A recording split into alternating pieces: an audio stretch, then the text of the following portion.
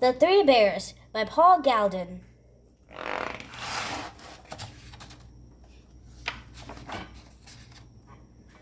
Once upon a time, there were three bears who lived together in a house of their own in the woods.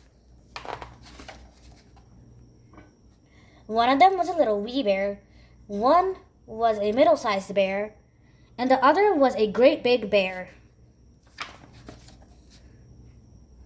They each had a bowl for their porridge. The little wee bear had a little wee bowl, the middle-sized bear had a middle-sized bowl, and the great big bear had a great big bowl. They each had a chair to sit in. The little wee bear had a little wee chair, the middle-sized bear had a middle-sized chair, and the great big bear had a great big chair. And they each had a bed to sleep in. The little wee bear had a little wee bed, the middle-sized bear had a middle-sized bed, and the great big bear had a great big bed. One morning, the three bears made porridge for breakfast and poured it into their bowls, but it was too hot to eat, so they decided to go for a walk in the woods until it cooled. While the three bears were walking, a little girl named Goldilocks came to their house. First, she looked in at the window, and then she peeked through the keyhole, and of course there was nobody inside. Goldilocks turned the handle of the door. The door was not locked because the three bears were trusting bears. They did no one any harm and never thought anyone would harm them. So Goldilocks opened the door and went right in. There was the porridge on the table. It smelled very, very good. Goldilocks didn't stop to think whose porridge it was. She went straight to it. First, she tasted the porridge of the great big bear, but it was too hot. Then she tasted the porridge of the middle-sized bear, but it was too cold. Then she tasted the porridge of the little wee bear.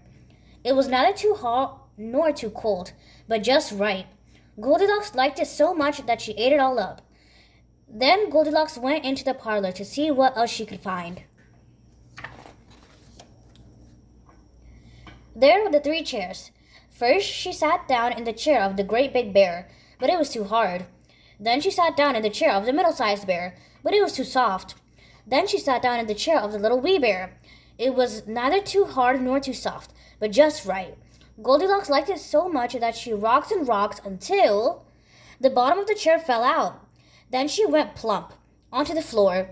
Goldilocks went into the bedroom where the three bears slept. First, she lay down upon the bed of the great big bear, but it was too high at the head for her. Then she lay down upon the bed of the middle-sized bear, but it was too high at the foot for her.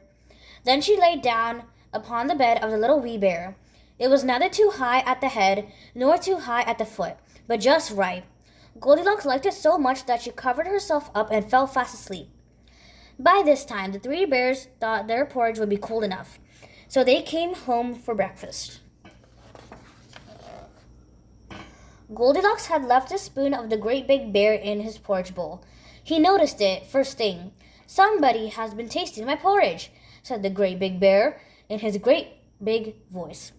Goldilocks had left a spoon of the middle-sized bear in her porridge bowl too. "Somebody has been tasting my porridge," said the middle-sized bear in her middle-sized voice. Then the little wee bear looked at his bowl. "Somebody has been tasting my porridge and has eaten it all up," cried the little wee bear in his little wee voice. The three bears went into the parlor.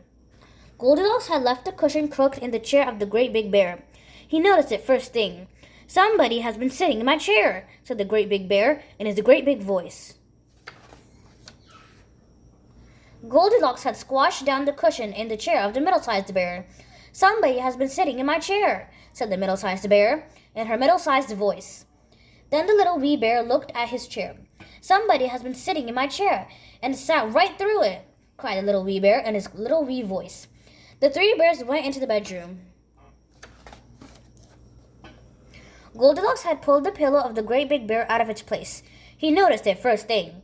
"Somebody has been lying in my bed," said the great big bear in his great big voice. Goldilocks had pulled the blanket of the middle-sized bear out of its place. "Somebody has been lying in my bed," said the middle-sized bear in her middle-sized voice. Then the little wee bear looked at his bed. "Somebody has been lying in my bed," And here she is, cried the little wee bear in his little wee voice. This woke Goldilocks up at once.